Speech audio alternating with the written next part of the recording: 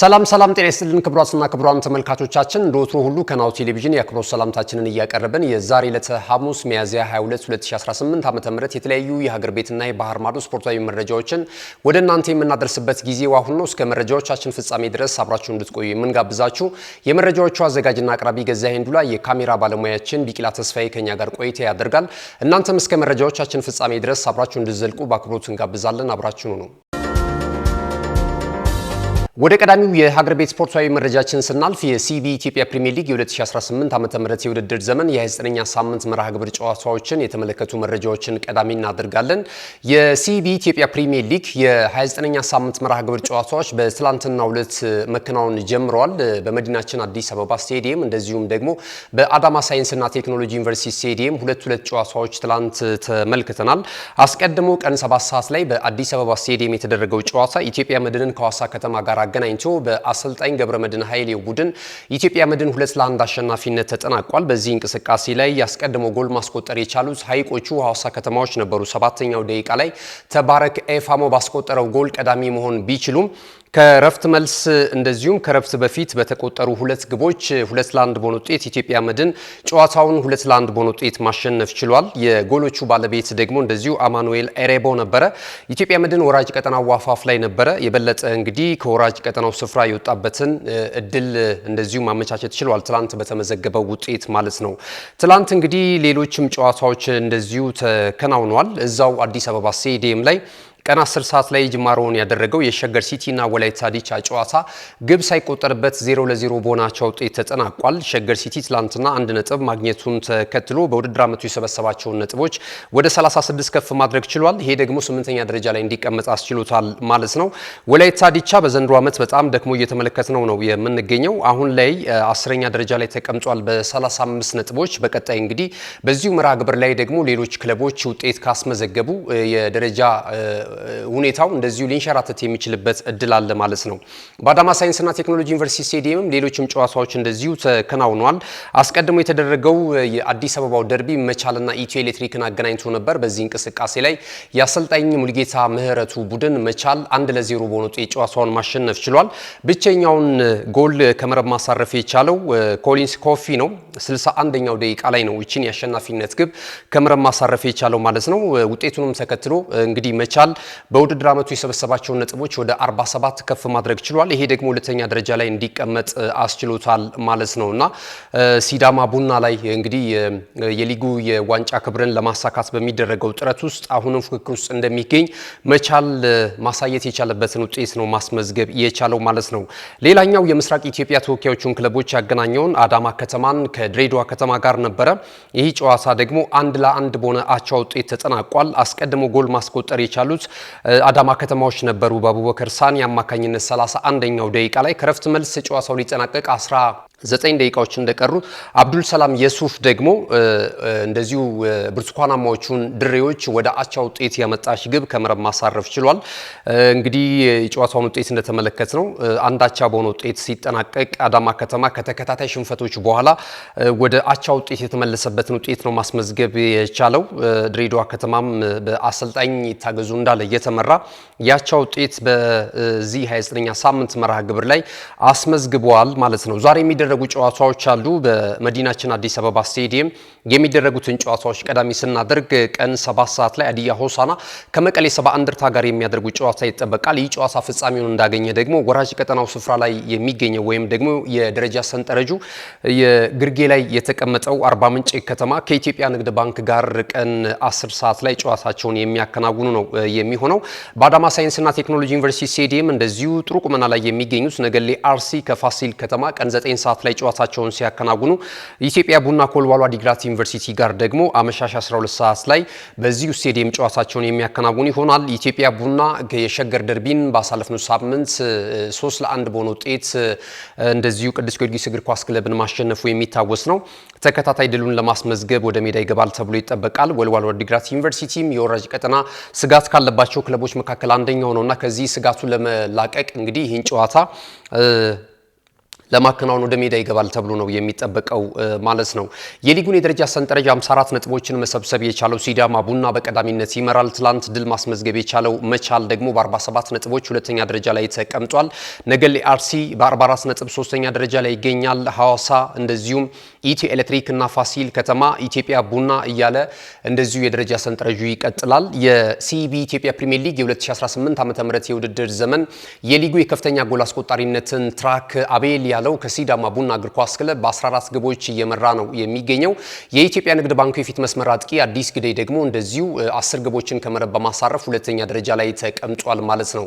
የ29ኛ ሳምንት መርሃ ግብር ጨዋታዎች ትላንት ተጀምሯል። ዛሬም ቀጥለው የሚከናወኑ ይሆናል። ነገ የማሳረጊያ ጨዋታዎች በተለይ ደግሞ የሊጉ መሪ ክለብ ሲዳማ ቡና ከቅዱስ ጊዮርጊስ እግር ኳስ ክለብ ጋር እዚህ አዲስ አበባ ስቴዲየም ላይ ቀን 8 ሰዓት ላይ የሚደረገው ጨዋታ እንደዚሁ ተጠባቂ ሆኗል ማለት ነው። ሊክሼር ካምፓኒው አስቀድመን እንግዲህ ትላንት መረጃ እንደሰጠናችሁ በዚህ ጨዋታ ላይ የሰዓት ማሻሻያ ያደርጓል። አስቀድሞ 10 ሰዓት ላይ እንደሚደረግ ነበር ጨዋታው መርሃ ግብር ይወጣለት። አሁን ግን 8 ሰዓት ላይ እንደሚደረግ ዳግም የሰዓት ማሻሻያ እንደዚሁ አድርጓል ማለት ነው።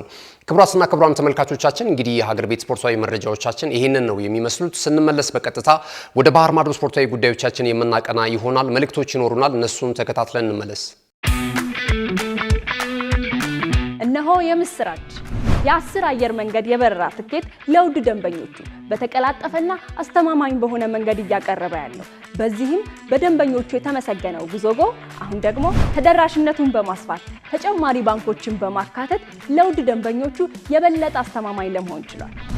የጉዞጎን አፕሊኬሽን ከአፕ ስቶር ወይም ከፕሌይ ስቶር በማውረድ የመነሻና የመድረሻ ከተማዎትን መርጠው ዋጋ አወዳድረው የሀገር ውስጥም ሆነ ዓለም አቀፍ በረራ ማድረግ ካሰቡ የበረራ ትኬቶን ክፍያ በአቅራቢያው በሚገኙ ባንኮች አንድም በአካል በመሄድ ወይም በኦንላይን የክፍያ አማራጮች ክፍያዎትን በመፈጸም የበረራ ትኬቶን በእጅ ያስገቡ። ከዚህም በተጨማሪ እንደ ሁሉ ጊዜው ወደ ጉዞጎ የጥሪ ማዕከላችን 7473 በመደወል ከሙሉ የበረራ መረጃ ጋር የ24 ሰዓት የትኬት አገልግሎት ማግኘት እንደሚችሉ ስናበስሮ በታላቅ ደስታ ነው። ለበረራዎ ጉዞጎ።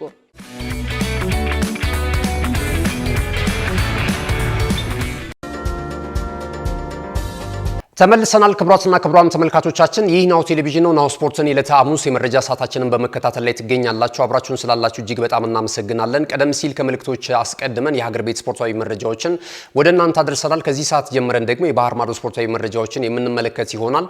ወደ አውሮፓ ቻምፒየንስ ሊግ የውድድር መድረክ መረጃ ከማለፋችን አስቀድመን የሳውዲ ፕሮ ሊግን መረጃ ቀዳሚ እናደርጋለን። የ2025-26 የውድድር ዘመን የሳውዲ ፕሮ ሊግ የ30ኛ ሳምንት መርሃ ግብር ጨዋታዎች እንግዲህ ከትላንትና በስቲያ ምሽት ጀምረው እየተከናወኑ ነው የሚገኙት።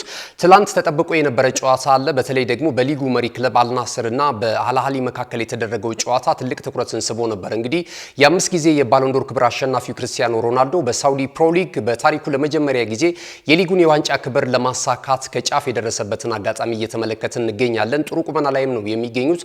ተከታታይ ጨዋታዎችንም በማሸነፍ ላይ ይገኛሉ። በአንጋፋው አሰልጣኝ ጆርኬ ጄሱስ እየተመሩ ማለት ነው አልናስሮች። ክርስቲያኖ ሮናልዶ ደግሞ የፊቱን ዲፓርትመንት ጥሩ አድርጎ እየመራ ይገኛል። ከፍተኛ ጎል አስቆጣሪነቱንም ትራክ እንደዚሁ አጠናክሮ እየቀጠለ እየተመለከት ነው እንገኛለን። ትላንት ምሽት 3 ሰዓት ላይ ጅማሮውን ባደረገው በዚህ በቻምፒየንስ ሊግ የውድድር መድረክ አርሰናል ከአትሌቲኮ ማድሪድ ከሚያደርጉት ጨዋታ ጎን ለጎን ወይም መዳረሻ እያደረጉት ብዙ የእግር ኳሱ ቤተሰቦች ይህንን ጨዋታ ሲከታተሉ ነበር ማለት ይቻላልና ትላንት በነበረው ጨዋታ ላይ ትንሽ ተቸግረው ነበረ ከአልአህሊ ጋር ያደረጉትን ጨዋታ ማለት ነውና የጨዋታው እንቅስቃሴ እስከ 76ኛው ደቂቃ ድረስ ጎል አልተቆጠረበትም ነበረ። 0-0 በሆነ አቻ ውጤት ነበር ሲጓዝ የነበረው። በዚያውም የሚያልቅ ይመስል ነበረ።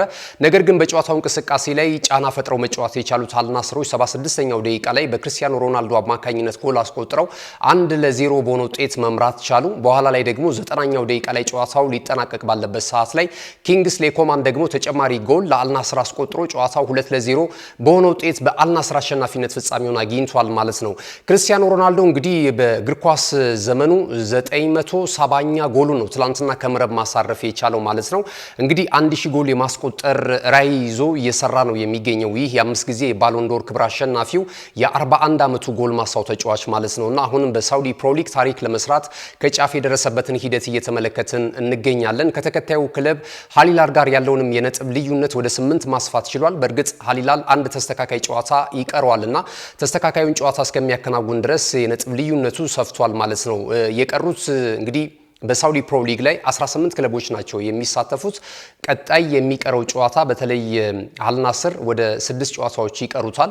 በእነዚህ 6 በቀሩት ጨዋታዎች ላይ አራቱን ባሸነፍ ከቻለ በአንዱ አቻ ቢወጣ በአንዱ ቢሸነፍ እንኳን የሊጉን የዋንጫ ክብር ለመጀመሪያ ጊዜ ታሪክ የሚሰራበት እድል ላይ እንዳለ እየተመለከትን እንገኛለን። እንግዲህ ያለፉትን 20 ዓመታቶች በእግር ኳስ ታሪክ ትልቅ ተዝናኖትን እያላበሱን ከሚገኙ ሲኒየር ተጫዋቾች መካከል አንደኛው ክርስቲያኖ ሮናልዶ ነው። ሌላኛው ደግሞ በወጥነት ሊዮኔል አንድሬስ ሜሲን እየተመለከትን እንገኛለን እና ብዙ የእግር ኳስ ቤተሰቦች በነዚህ የእግር ኳስ አጫዋት በነዚህ ብቃት በነዚህ ሁለት ተጫዋቾች ብቃት እየተደመመ እየተዝናናን ነው የሚገኘውና አሁን ደግሞ ባሉበት ሁኔታ እዚህ እድሜያቸው ላይም ሆነው የዋንጫ ክብሮችን እያሳኩ ያሉበት ሂደት እጅግ በጣም እያስገረመ ይገኛል። እንግዲህ ሊዮኔል አንድሬስ ሜሲ በሜጀር ሊግ ሶከር ወይም በአሜሪካው ክለብ ኢንተር ሚያሚ የሊጉን የዋንጫ ክብር ማሳካቱን እናስታውሳለን። በእድሜው ማምሻ ደግሞ የዓለም እግር ኳስ ዋንጫ የውድድር መድረክን ታሪክ ማሳካት ችሏል እና ብዙ የክርስቲያኖ ሮናልዶ አድናቂዎች ደግሞ ልክ ሊዮኔል አንድሬስ ሜሲ ያሳካቸውን በእድሜው ማብቂያ እያሳካቸው ያሉትን ገድል ይህም እንዲጎናጸፈው ይፈልጋሉ ክርስቲያኖ ሮናልዶ እና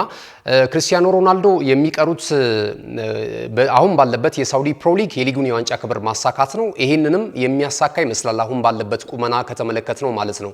ሌላኛው ደግሞ የዓለም ዋንጫ ነው። ያው ብዙ ጊዜ ከሜሲ ጋራ ክርስቲያኖ ሮናልዶን የሚያነጻጽሩ አንዳንድ የእግር ኳስ ተንታኞች የዓለም እግር ኳስ ዋንጫ የዋንጫ ክብር የለውም ክርስቲያኖ ሮናልዶ፣ ሜሲ ግን ይህን ማሳካት ችሏል ብለዋል። ያው የካታሩን የ22ቱን የዓለም እግር ኳስ ዋንጫ የውድድር መድረክ ስላሳካ ማለት ነውና ቀጣይ የመጨረሻ የእግር ኳስ ዘመኑ ይሆናል ተብሎ በሚጠበቀው የ26ቱ የዓለም እግር ኳስ ዋንጫ የውድድር መድረክ ሜክሲኮ፣ ካናዳና አሜሪካ በጣምራ በሚያሰናዱት መድረክ ላይ እንግዲህ ሊዮኔል አንድሬስ ሜሲን ጨምሮ ክርስቲያኖ ሮናልዶም የመጨረሻ የዓለም ዋንጫ ክብርን ለማሳካት ከባድ ፍልም ያደርጋል የሚሉ መረጃዎች እየወጡ ነው የሚገኙት። የፖርቹጋል ብሔራዊ ቡድን ተጫዋቾችም ይህንን የዋንጫ ክብር ለሮናልዶ ስንል ለማሳካት ከፍተኛ ጥረት እናደርጋለን፣ መስዋዕትነት ያለንን ሁሉ እንሰጣለን የሚሉ ጉዳዮች እየወጡ ነው የሚገኙትና አንድ ይሄኛው ይቀረዋል። ሁለተኛ ደግሞ አሁን ባለበት የአልናስር እግር ኳስ ክለብ ውስጥ ደግሞ የሊጉን የዋንጫ ክብር ለማሳካት እንደዚሁ ከፍተኛ ጥረት ያደርጋል። ይሄም እየሰመረለት ያለ ይመስላል። ሶስተኛ ብለን ከያዝ ነው ምናልባት የግሉ ስኬት ሊሆን ይችላል 1000 ጎሎችን የማስቆጠር ነውና 30 ግቦች ብቻ ናቸው የሚቀሩት።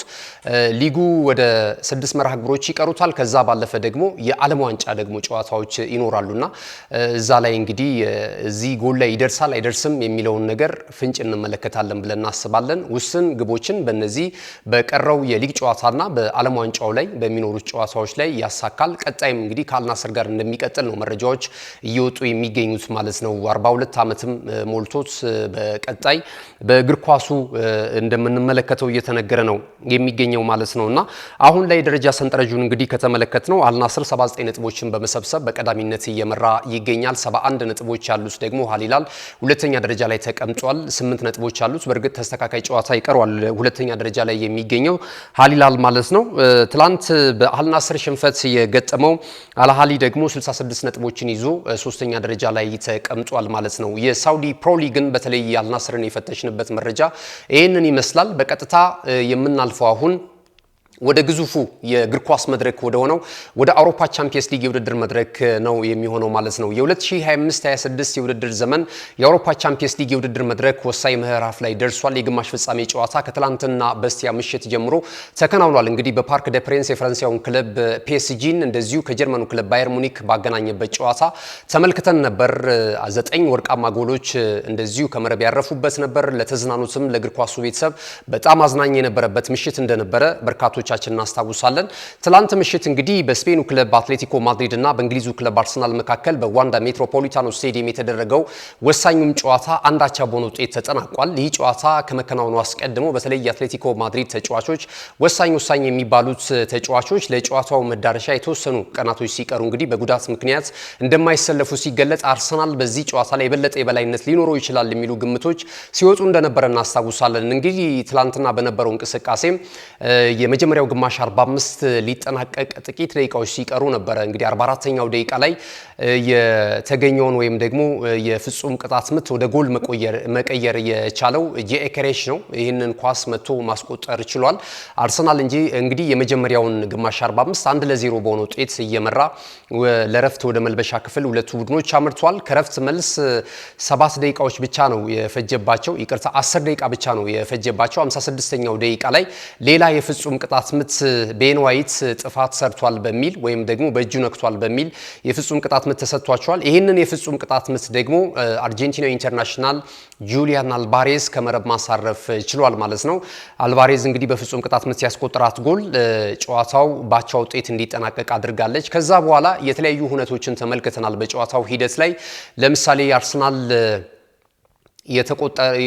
ኤቤሬቺ ኤዜ ጥፋት ተሰርቶበት ነበር በጨዋታው እንቅስቃሴ ላይ እና ኤቤሬቺ ኤዜ የተሰራበት ጥፋት የፍጹም ቅጣት ምት የሚያሰጥ ነበር ብለው ብዙዎች ተችተውታል።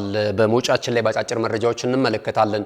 እነማን ምን አሉ የቀድሞ ተጫዋቾች ጭምር ትላንት በተለይ የመሃል ዳኛውን ዳኒ የተቹበትን አስተያየታቸውን የሰነዘሩት። ይህንን በተመለከተ አሰልጣኙም የተሰማውን ስሜት እንደዚሁ በግልጽ ተናግሯል። አሰልጣኝ ሚኬል አርቴታና ሌሎች እንደዚሁ የእግር ኳስ ተንታኞች ማለት ነው ይህንን ሐሳብ ተመልክተናልና ኤቤሬቺን ኢዜ ጉዳይ ግን እንዴት አያችሁት? ጥፋቱ ፍጹም ቅጣት ምት ያሰጥ ነበረ ወይስ ደግሞ ዳኛው ልክ ናቸው? እንደገና ሄደው በስክሪን ቼክ ካደረጉ በኋላ ነው የሰጡትን የፍጹም ቅጣት ምት የሻሩትና ብዙዎች የመጀመሪያው ውሳኔያቸው ትክክል ነበረ። ኤቤሬቺ ኢዜ ፍጹም ቅጣት ምት ይገባው ነበረ። ምክንያቱም የፍጹም ቅጣት ምት መስጫ ሳጥን ውስጥ ግልጽ ጥፋት ተሰርቶበታል፣ ንክኪ ነበረው። ይሄ ደግሞ የተገኘውን አጋጣሚ እንዳይጠቀም የከለከለ ነበር የተሰራው ጥፋት። ስለዚህ የፍጹም ቅጣት ምት አርሰናል ይገባው ነበር የሚሉ አስተያየቶችን እየተመለከትን ነው የምንገኘው። እስቲ እንግዲህ የክለቡም ደጋፊዎች ልትሆኑ ትችላላችሁ፣ ገለልተኛ ደጋፊዎች እዚህ ላይ ሐሳብ ስጡበት። ትላንት ምሽት የነበረውን እንቅስቃሴ በተለይ የኤቤሬቺ ኤዜ ላይ የተሰራውን ጥፋት በተመለከተ ይህንን ሐሳብ ልታደርሱን ትችላላችሁ። ከጨዋታው መጠናቀቅ በኋላ የተለያዩ ሐሳቦች ተሰጥተዋል።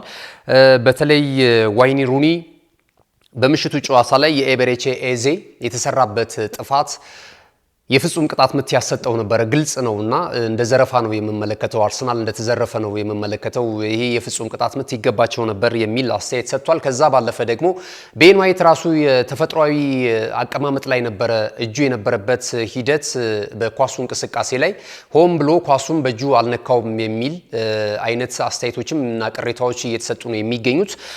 አሰልጣኝ ሚኬል አርቴታ ግን የቤን ዋይት በእጁ የነካው እንቅስቃሴ ፍጹም ቅጣት ምት ያሰጣል፣ ነገር ግን ደግሞ ኤቤሬቺ ኤዜ ላይ የተሰራው ደግሞ ጥፋት ፍጹም ቅጣት ምት ይገባን ነበር የሚል አስተያየት ነው የሰጠውና ለምንም እንደሆነ አልታወቀም። የጨዋታውን እንቅስቃሴ አቋርጠው እንደገና በቫር ቼክ ለማድረግ የወሰኑት ከዛ በኋላ ደግሞ የፍጹም ቅጣት ምት አይደለም ብለው የወሰኑት ውሳኔ ግራ ነው የሚያጋባኝ የሚል አስተያየት ሰጥቷል። አንዳንድ ጊዜ ጥፋቱ ላይ እምነት ሲኖራቸው ነው ቫር ጨዋታውን አስቆሞ ዳግም ዳኛው እንዲመለከቱት የሚያደርጉትና ይህን አይነት መልእክት ካስተላለፉ በኋላ ከዛ ከቫር ስቴሽን ነገር ግን የተወሰነ ውሳኔ ጥፋቱን እንደገና የሚሽርና የፍጹም ቅጣት ምቱ አያሰጥም የሚል ድምዳሜ ላይ መድረሳቸው እንግዲህ በአርሰናል ደጋፊዎች ዘንድና በአጠቃላይ በኮቺንግ ስታፍ አባላት ተጫዋቾችም ወጥተው ቪክቶር ጆኬሬሽም ከጨዋታው መጠናቀቅ በኋላ ዳኛው ያንን የፍጹም ቅጣት ምት መሻሩ አግባብ እንዳልሆነ ቅሬታ አቅርበውበታል ማለት ነው። ጁሊያን አልቫሬዝ እንግዲህ የተለያዩ ታሪኮችን ሰርቷል። ትላንት ጎል ካስቆጠረ በኋላ በአውሮፓ ቻምፒየንስ ሊግ የውድድር መድረክ 10ኛ ግቡን ነው ማስቆጠር የቻለው። ትላንት በነበረው ጨዋታ የፍጹም ቅጣት ምቱ 10ኛ የውድድር ዓመቱ የቻምፒየንስ ሊግ ጨዋታው ሆና ተመዝግባለታለች። ከዛም ባለፈ ደግሞ መነሻቸውን ከደቡብ አሜሪካ ሀገራት ካደረጉ ተጫዋቾች መካከል ከነ ሊዮኔል አንድሬስ ሜሲ ሳይቀር በቁጥራዊ መረጃ የበለጠበትን ነው። ምክንያቱም 41 ጨዋታዎችን አከናውኖ በአውሮፓ ቻምፒየንስ ሊግ የውድድር መድረክ 25 ግቦች ላይ በመድረስ እንደዚሁ ቀዳሚው ተጫዋች መሆን የቻለበትን እድል ተመልክተናል። ሜሲ ከዚህ በፊት 42 ጨዋታዎችን ፈጅቶበታል 25 ግቦች ላይ ለመድረስ በአውሮፓ ቻምፒየንስ ሊግ መድረክ ማለት ነውና እነዚህን ቁጥራዊ መረጃዎች ስንመለከት ይህ የፊት መስመር አጥቂ እንግዲህ በቀጣይም ትልልቅ ታሪኮችን ሊሰራ የሚችልበት እድል እንዳለው ከወዲሁ ያስመለከተን ነው የሚገኘው። አንዳንዶች እንግዲህ ትላንትና ጎሉን ካስቆጠረ በኋላ የቀጣይ ማረፊያው ክለብ ላይ አርሰናል ላይ ነው ጎሉን ያስቆጠረው የሚሉ አስተያየቶችን ተመልክተናል። ከጨዋታው መጠናቀቅ በኋላም ከአሰልጣኝ ሚካኤል አርቴታ ጋራ ብዙዎች እንደውም በስክሪን በምልክቱ ላይ እንደምትመለከቱት በፎቶ እየያዙት ነው የሚገኘው የአሰልጣኝ ሚካኤል አርቴታንና የጁሊያን አልቫሬዝን ከጨዋታው መጠናቀቅ በኋላ አቅፎት ቀጣይ የኛው ልጅ ነህ፣ ቀጣይ ቡድን ላይ ነው ያገባው፣ ልትጸጸት ይገባል የሚል አንድምታ ያለው አይነት እንቅስቃሴ ተመልክተናል። ከፎቶ ላይ ለማንበብ እንደቻል ነው ማለት ነውና ቀጣይ እንግዲህ ተጫዋች ከአርሰናል ጋር ስሙ በስፋት እየተያያዘ ይገኛል። በእርግጥ ሌሎችም ክለቦች እንደሚፈልጉት እየተነገረ ነው የሚገኘውና ጁሊያን አልቫሬዝ ትላንት በነበረው እንቅስቃሴ ለአርሰናል ይመጥናል አይመጥንም ብላችሁ ትገምታላችሁ? ያው ቁጥራዊ መረጃዎችንም ቀደም ሲል ስለጠቀስናቸው መወሰን ይከብዳችኋል ብዬ አላስብም። ወደ ሌሎች መረጃዎቻችን እስኪ በቀጥታ እንለፍ። እንግዲህ የቻምፒየንስ ሊግ የግማሽ ፍጻሜ መልስ ጨዋታዎች የቀጣይ ሳምንት ማክሰኞና ረቡዕ ነው የሚደረጉት። ትላንት ምሽት ረቡዕ ጨዋታውን ያደረገው አርሰናል አሁን ደግሞ በቀጣይ ማክሰኞ ምሽት ቀድሞ ይጫወታል ማለት ነው። እንደዚሁም ደግሞ የባየር ሙኒክና የፒኤስጂ ጨዋታ ደግሞ ረቡዕ ምሽት እንደዚሁ የሚከናወን ነው የሚሆነው ማለት ነው። ወደ ሌሎች መረጃዎቻችን ስናልፍ የቼልሲውን የፊት መስመር አጥቂ ዩክሬናዊውን ኢንተርናሽናል ሚካኤል ሞድሪክን እናገኛለን። የአበረታች እጽ ወይም ያልተፈቀደ ንጥረ ነገር በመጠቀሙ እንግዲህ 4 ዓመት እግድ እንደተጣለበት ከዚህ ቀደምም እንደዚሁ ስንነግራችሁ ነበረ። ይህ እግድ እንግዲህ የተላለፈበት ዲሴምበር 2024 ላይ እንደነበረ ማስታወስ ይቻላልና ይህ ተጫዋች አሁንም እግዱ እንደሚጸናበትና እስከ 2028 ድረስ ቅጣቱ እንደሚቀጥል ተነግሯል ማለት ነው። እንግዲህ ይህ ተጫዋች አስቀድሞ ወደ እንግሊዝ ሲመጣ ወደ አርሰናልን ይቀላቀላሉ የሚሉ መረጃዎች እንደነበሩ እናስታውሳለን። ብዙ የአርሰናል ደጋፊዎች ሲጠብቁት ነበረ። ነገር ግን እሱ ወደ ሌላኛው የለንደኑ ክለብ ወደ ምዕራብ ለንደን በማቅናት እንደዚሁ ወደ ቼልሲን የተቀላቀለበትን ሂደት ማስታወስ እንችላለን። ተጫዋቹ የወሰደውን ንጥረ ነገር ብዙዎችን እያነጋገረ ነው የሚገኘው። ሜልዴም ይሰኛል ይህ ንጥረ ነገር። እንግዲህ የሕክምና ባለሙያዎች እዚህ ላይ ብዙ ሀሳብ ልሰጡበት ትችላላችሁ። እኛ ግን መረጃውን እንደ ስፖርት መረጃ ሰጪ ነው የምንሰጠውና 2015 ላይ ነበረ ይህ መድኃኒት ወይም ደግሞ ይህ ንጥረ ነገር የተከለከለ ንጥረ ነገር ተጫዋቾች እንዳይጠቀሙት የታገደው ማለት ነው።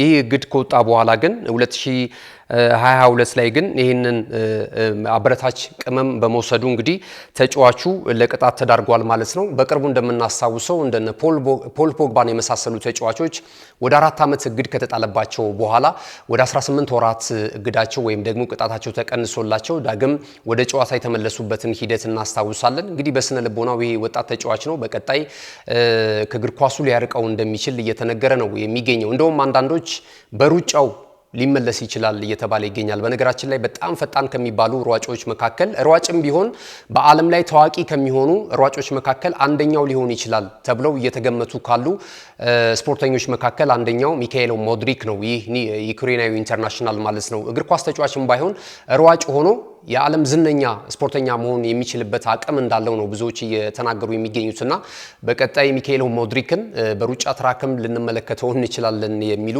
ወደ እግር ኳሱ ላይ መለስ ይችላል የሚሉ መረጃዎች እየወጡ ነው የሚገኙት። ቅጣቱን እንዴት ተመለከታችሁት? በቀጣይ እንግዲህ ለዓለም አቀፉ የስፖርት ገላጋይ ፍርድ ቤት እንደዚሁ አቤቱታውን ሊያቀርብ የሚችልበት እድል እንዳለ እየተነገረ ነው የሚገኘው። ጉዳዩ ግን በዚሁ ከጸና እስከ 28 ድረስ ሚካኤል ሞድሪክን በእግር ኳስ ሜዳ የማንመለከተው ነው የሚሆነው። ወደ ብሩኖ ፈርናንዴዝ መረጃ ስናልፍ ደግሞ ብሩኖ ፈርናንዴዝ እንግዲህ በማንቸስተር ዩናይትድ ቤት ታሪክ መስራቱን ቀጥሏል። ቡድኑ ያናህል ከዚህ ቀደም ባስመዘገባቸው ታሪክ ልክ እየተጓዘ ነው ማለት ባይቻልም በተለይ ከ2013 ጀምሮ ሰር አሌክስ ፈርጉሰንን ካጣ በኋላ ክለቡ እንግዲህ የተለያዩ ትልልቅ አሰልጣኞች ቢመጡም በማንቸስተር ዩናይትድ ቤት የቀድሞ ገናናነቱን መመለስ አልቻሉም። የመውረድ የመውጣት ነገሮችን እየተመለከትን እንገኛለን። ብዙ ትልልቅ ተጫዋቾችም መጥተዋል።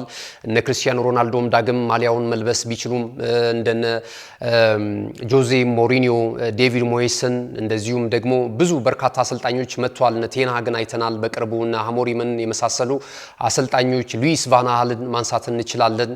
እነዚህን አሰልጣኞችም መተው የዩናይትድ ከፍታ ግን ዳግም አልተመለከትነውም። አሁን ወደ 13 ዓመታት እየተቆጠሩ ነው የሚገኙት የሊጉን የዋንጫ ክብር ለመጨረሻ ጊዜ ካነሳ ማንቸስተር ዩናይትድ ማለት ነውና ይህ በእንዲህ እንዳለ ግን አሁን ተስፋ ሰጪ ደግሞ ባልተጠበቀ ሁኔታ ብዙም ልምድ የሌለው በአሰልጣኝነት የራሱ የቡድኑ ኮከብ የነበረ ማይክል ካሪክ ግን ታሪክ በመስራት ላይ ነው የሚገኘው። በዋንጫ የታጀበ ባይሆንም በአሰልጣኝ ሮበን አሞሪም ስንብት በኋላ ግን ቡድኑን በተረከበበት እንቅስቃሴዎች ሁሉ በጣም ተስፋ ሰጪ ውጤት እያስመዘገበ ይገኛል። ይቀጥል የሚሉ የአሰልጣኝነት መንበሩን ለዘለቄታው ይገባዋል የሚሉም እንግዲህ የእግር ኳስ ተንታኞች አሁን በርከት ብለው እየተመለከትን እንገኛለን። የክለቡም ደጋፊዎች እንደዚሁ እስካሁን ከቀደሙ አሰልጣኞች ከአሌክስ ፈርጉሰን በኋላ ትክክለኛው አሰልጣኝ ማይክል ካሪክ ነው ተስፋ እየሰጠን ይገኛል። በቡድናችን እንድናምን እያደረገን ነው የሚገኘውና ለዚህም እናመሰግናለን። ለዚህም ክሬዲት የሚሆነውን አንድ ተጨማሪ የውድድር ዓመት ቢያንስ ማይክል ካሪክ ከማንቸስተር ዩናይትድ ሰዎች ማረጋገጫ ሊሰጠው ይገባል የሚሉ ሀሳቦች እየተሰጡ ነው የሚገኙት። በዚህ ተስማማላችሁ ወይ ነው?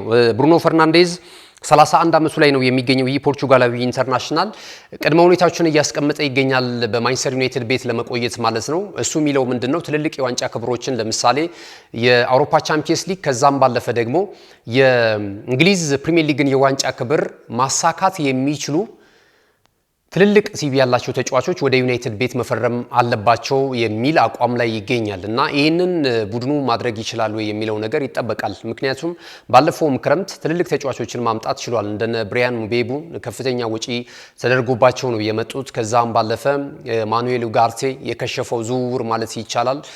እንደዚሁም የነ ቤንጃሚን ሴስኮን ማንሳት እንችላለን። የነ ማቲያስ ኩናሃን የመሳሰሉ ተጫዋቾች መጥተዋል። ነገር ግን ደግሞ ዩናይትድ በእርግጥ በአሰልጣኝ ማይክል ካሪክ ስር ጥሩ መሻሻል ቢኖረውም አሁንም ግን ለዋንጫ የቀረበ ለዋንጫ ተፎካካሪ የሚሆንበትን ቀጣይ ዓመት ደግሞ የአውሮፓ ቻምፒየንስ ሊግ የውድድር መድረክም ተሳታፊ ነው የሚሆነውና እነዚህ የውድድር አይነቶች ላይ ደግሞ የሚቆይ ከሆነ ትልልቅ ተጫዋቾች ብሩኖ ፈርናንዴዝ እንዳለው ማስፈረም ይጠበቅበታል። ይህንን ለማድረግ ግን የፋይናንስ አቅሙ ምን ያህል ነው፣ ማውጣት የሚችለውስ ምን ያህል ነው የሚለው ነገር ገበያዎች ላይ ያሉት ትልልቅ ተጫዋቾች አሁን ወደ ዩናይትድ ለማምጣት ምን ያህል አመቺ ነው የሚሉት ጉዳዮችም ከግምት መግባት ያለባቸው ይመስለኛል። ቀጣይ እንግዲህ እነዚህ ነገሮች የማይሳኩ ከሆነ ወደ 65 ሚሊዮን ዩሮ ነው ብሩኖ ፈርናንዴዝን ለማስፈረም የሚፈልግ ክለብ የውል ማፍረሻ የኮንትራቱ ላይ የተካተተው ማለት ነው እና ይህንንም ቢሆን ግን በመክፈል ትልልቅ ክለቦች ይህን ተጫዋች ለማስፈረም ፍላጎት እንዳላቸው እየተመለከትን ነው የምንገኘው።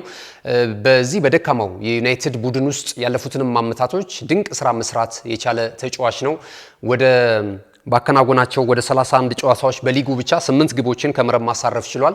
19 ደግሞ ለጎል የሆኑ ኳሶችን አመቻችቶ በማቀበል እንግዲህ ባለፈው እንደምናስታውሰው የጀርመናዊውን የአማካኝ ስፍራ ተጫዋች የሜሶት ኦዚልን ታሪክ መጋራቱን እናስታውሳለን። በቀጣይ ደግሞ አንድ ጎል ማስቆጠር ከቻለ ኬቨን ደብሮነ እና እንደዚሁ የቴሪ ሄነሪ የያዙትን ታሪክ መጋራት ይችላል። ሁለት ደግሞ አሲስት ማድረግ ከቻለ ደግሞ እንደዚሁ ታሪኩን የግሉ ማድረግ የሚችልበት እድል ላይ ነው የሚገኘውና ብሩኖ ፈርናንዴዝ በዩናይትድ ቤት መቆየት አለበት ትላላችሁ ወይስ ደግሞ ወደ ሌላ ክለብ አምርቶ የሚመኛቸውን ትልልቅ የዋንጫ ክብሮች መጎናጸፍ ይችላል? እነዚህን ሀሳቦች ልትሰጡበት ትችላላችሁ። ካሽጎ በየትኛውም ዓለም ሆነው በማንኛውም ሰዓት ለወገኑ የሚደርሱበት ፈጣን የገንዘብ መላኪያ ተከፈተሎ።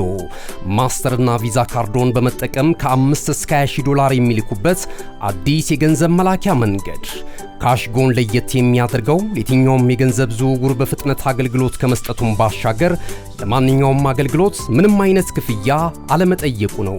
በሀገራችን ታሪክ ገንዘብን ከውጪ ወደ ሀገር ቤት በማስተላለፍ በመተግበሪያ መልክ አገልግሎት መስጠት የጀመረው የመጀመሪያው ሀገር በቀል የገንዘብ መላኪያ ዘዴ ካሽጎ ከ4500 በላይ ባሉ የባንክ ቅርንጫፎች አገልግሎት እየሰጠ ይገኛል። ገንዘቦን በሰኮንዶች ልዩነት ውስጥ ይፈልጉ በአካውንቶ ወይንም በእጆ ቆጥረው የሚወስዱበት ልዩ ዘዴ። በቅርቡ ሁሉንም ኢትዮጵያዊ ባለቤት ለማድረግ ጉዞ የጀመረው ካሽጎ ዛሬውኑ መተግበሪያውን በስልኮ ላይ በመጫን የአገልግሎቱ ተጠቃሚ ሆኑ። ፍጥነት መለያችን፣ ኢትዮጵያን መክፈቻችን፣ ካሽጎ ነው መላኪያችን። ካሽጎ የአዲሱ ትውልድ ብራንድ። ክቡራትና ክቡራን ተመልካቾቻችን እንግዲህ ካለን ሰዓት አንጻር የዛሬ ዕለተ ሐሙስ ሚያዝያ 22 2018 ዓ.ም በእኔና በባልደረቦች የተሰናዱ ስፖርታዊ መረጃዎች ይህንን ነበር የሚመስሉት። አብራችሁን ስለነበራችሁ የምናመሰግናችሁ። የመረጃዎቹ አዘጋጅና አቅራቢ ገዛኸኝ ዱላ፣ የካሜራ ባለሙያችን ቢቂላ ተስፋዬ ከኛ ጋር ቆይታ አድርጓል። ተወዳጅ ናሁ ቴሌቪዥን ፕሮግራሞች በቀጣይነትም ወደ እናንተ መድረሳቸውን ይቀጥላሉ። ዩቲዩብ ቻናላችንን ላይክ፣ ሼር፣ ሰብስክራይብ በማድረግ ቤተሰብ እንድትሆኑ እንጋብዛችኋለን። መልካም ቀን ይሁንላችሁ።